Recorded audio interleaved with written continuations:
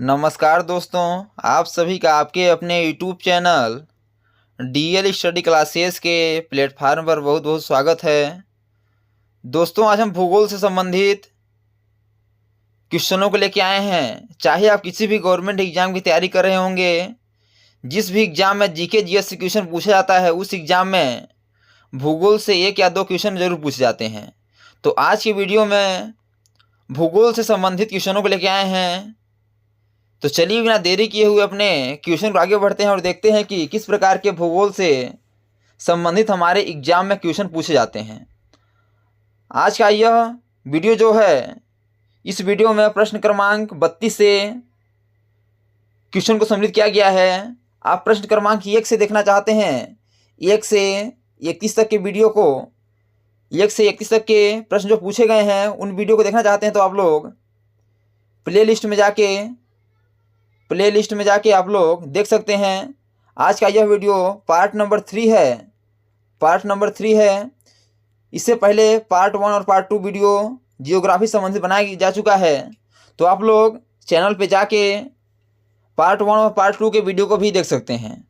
तो चलिए बिना देरी किए हुए अपने क्वेश्चन को आगे बढ़ते हैं, जिसमें पहला क्वेश्चन दिया गया है, श्रीलंका भारत से समुद्र के एक संकीर्ण चैनल द्वारा अलग होता है जो डैश डैश और मन्नारी खाड़ी द्वारा निर्मित होता है। ऑप्शन है पाक जलडमरू मध्य, बेरिंग जलडमरू मध्य, मलक्का जलडमरू मध्य या जिब्राल्टर जलडमरू मध्य। तो बताना है कि इसका करेक्ट आंसर क्या हो जाएगा। तो इसका जो आपका ऑप्शन नंबर ए है, पाक जलडमरू मध्य, यही आपका करेक्ट आंसर हो जाएगा। अगला क्वेश्चन दिया गया है,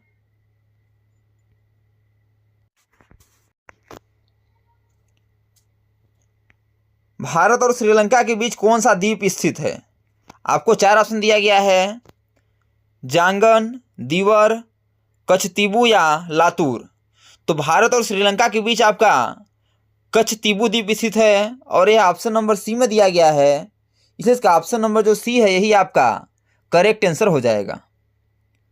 अगला दिया गया है कि 2011 की जनगणना के अनुसार भारत के किस राज्य में जनसंख्या घनत्व सबसे अधिक है। तो यदि हम 2011 की जनगणना की बात करें तो उस समय देखा जाए तो सबसे अधिक आपका जनसंख्या घनत्व बिहार का है। और सबसे कम की बात की जाए, यदि सबसे कम की बात की जाए तो सबसे कम आपका अरुणाचल प्रदेश का है। सबसे कम आपका अरुणाचल प्रदेश का है। यानी कि 2011 जनगणना के अनुसार सबसे अधिक जनसंख्या घनत्व आपका बिहार का है और सबसे कम आपका अरुणाचल प्रदेश का है। तो आप लोग इसको भी याद रखिएगा, सबसे अधिक बिहार का और सबसे कम आपका अरुणाचल प्रदेश का है। अगला दिया गया है कि बांग्लादेश निम्नलिखित में से किसके साथ भूमि सीमा साझा नहीं करता है। आपको 4 ऑप्शन दिया गया है और बताना है कि 4 ऑप्शन में से किसके साथ जो आपका बांग्लादेश है वो भूमि सीमा साझा नहीं करता है। ऑप्शन है त्रिपुरा, सिक्किम, मेघालय और मिजोरम।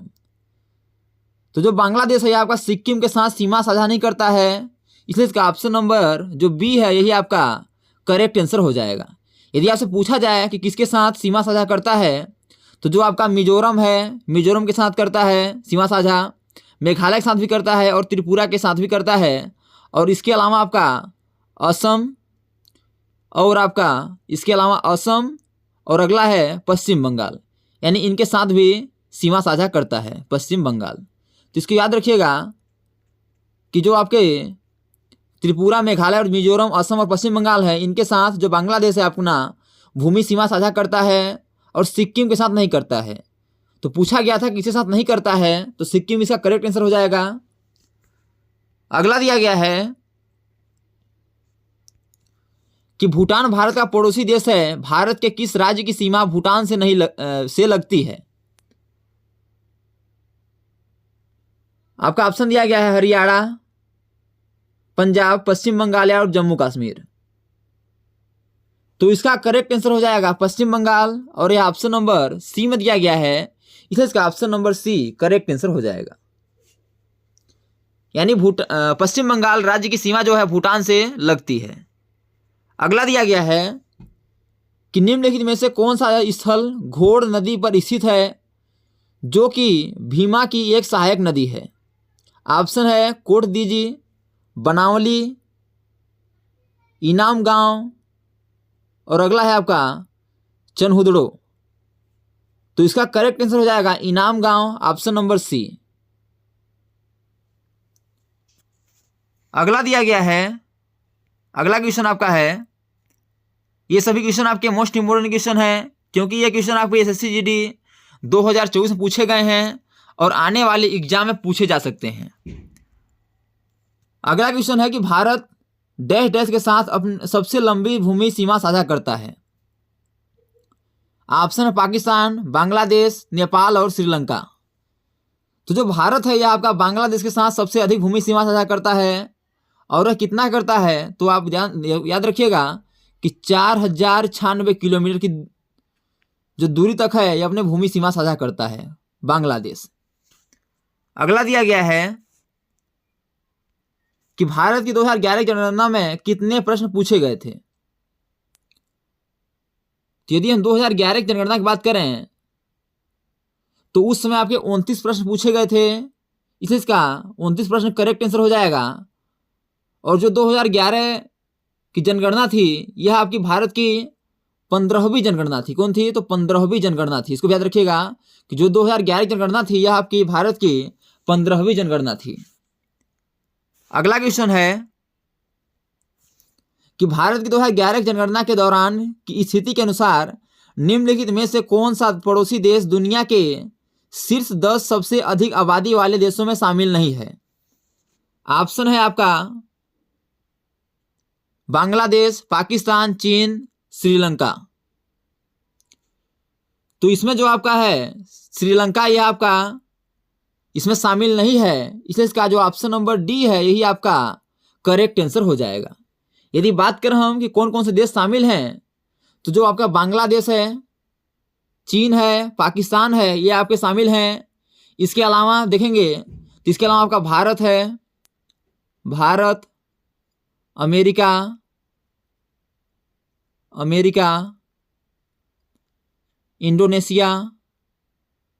इंडोनेशिया, पाकिस्तान हो गया आपका, नाइजीरिया,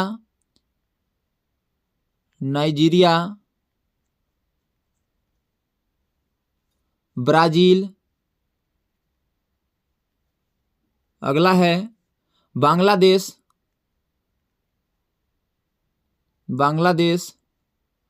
रूस और अगला है आपका एक लास्ट में है आपका मैक्सिको। ये जो सारे देश हैं आपके 10 देश, ये क्या हैं आपके? तो जो आपके सबसे अधिक आबादी वाले देश में शामिल हैं। नेक्स्ट दिया गया है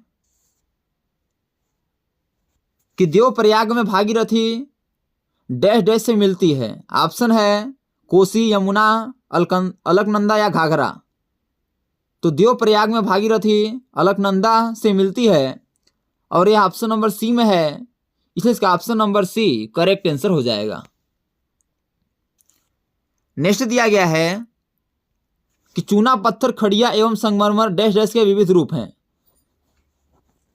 बताना है कि चूना पत्थर, खड़िया एवं संगमरमर किसके विविध रूप हैं। ऑप्शन है calcium phosphate, calcium oxide, calcium hydroxide या कैल्शियम कार्बोनेट। तो जो आपके यह चूना पत्थर, खड़िया एवं संगमरमर है, ये आपके कैल्शियम कार्बोनेट के विविध रूप हैं और ये देखेंगे तो ऑप्शन नंबर डी पर है, इसलिए इसका option number D correct answer हो जाएगा। अगला क्वेश्चन दिया गया है उत्तर पूर्वी पवनें कहां से उत्पन्न होती हैं। बताना है कि जो उत्तर पूर्वी पवनें हैं यह कहां से उत्पन्न होती हैं। ऑप्शन है उत्तरी गोलार्ध के उष्णकटिबंधीय निम्न दाब कटिबंध, दक्षिणी गोलार्ध के उष्णकटिबंधीय उच्च दाब कटिबंध, उत्तरी गोलार्ध के उपोष्णकटिबंधीय उच्च दाब कटिबंध, दक्षिणी गोलार्ध के उपोष्णकटिबंधीय उच्च दाब कटिबंध। तो जो आपके उत्तर पूर्वी पवने हैं यह आपके उत्तरी गोलार्ध के उपोष्णकटिबंधीय उच्च दाब कटिबंध से उत्पन्न होती हैं। और ये ऑप्शन नंबर देखेंगे तो सी में है, इसलिए इसका ऑप्शन नंबर जो सी है ये आपका करेक्ट आंसर हो जाएगा। नेक्स्ट क्वेश्चन दिया गया है कि पश्चिम समशीतोष्ण चक्रवातों के कारण सर्दियों के महीनों में डैश डैश की उपलब्धता रबी फसलों की सफलता में मदद करती है। ऑप्शन है आपका पाले, पवन, कोहरे एवं वर्षण।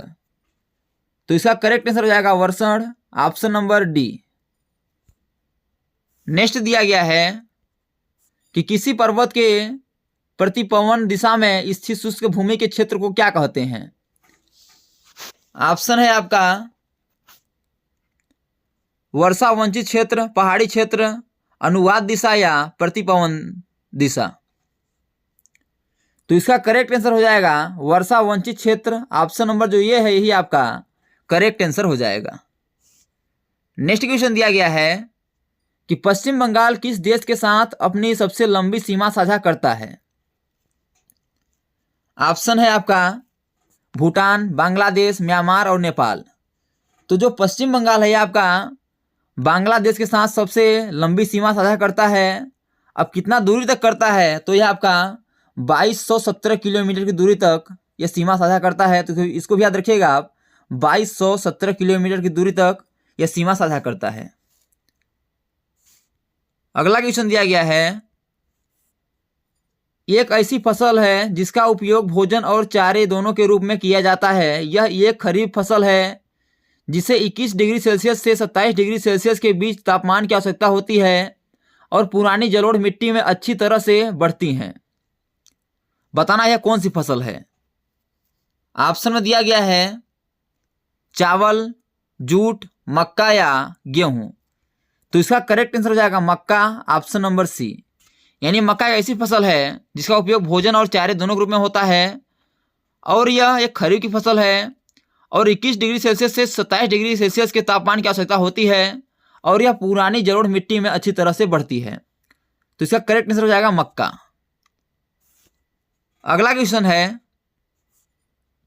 कि निम्नलिखित में से कौन सा वह पर्यावरणीय घटक नहीं है जो वातावरण पोषकों को के मुक्त होने की दर तय करते हैं। ऑप्शन है आपका जनसंख्या, मिट्टी, ताप और आर्द्रता। तो इसका करेक्ट आंसर हो जाएगा जनसंख्या, ऑप्शन नंबर जो ए है यही आपका करेक्ट आंसर हो जाएगा। अगला क्वेश्चन है गंगा नदी निम्नलिखित में से किस जल निकाय में जा मिलती है। ऑप्शन है प्रशांत महासागर, अरब सागर, दक्षिण चीन सागर या बंगाल की खाड़ी। तो इसका करेक्ट आंसर हो जाएगा बंगाल की खाड़ी। अब देखेंगे तो किस ऑप्शन में दिया गया है, तो यह आपका ऑप्शन नंबर डी में है, इसलिए इसका option number D correct answer हो जाएगा बंगाल की खाड़ी। ये जो आपका ऑप्शन नंबर डी है यही आपका करेक्ट आंसर हो जाएगा।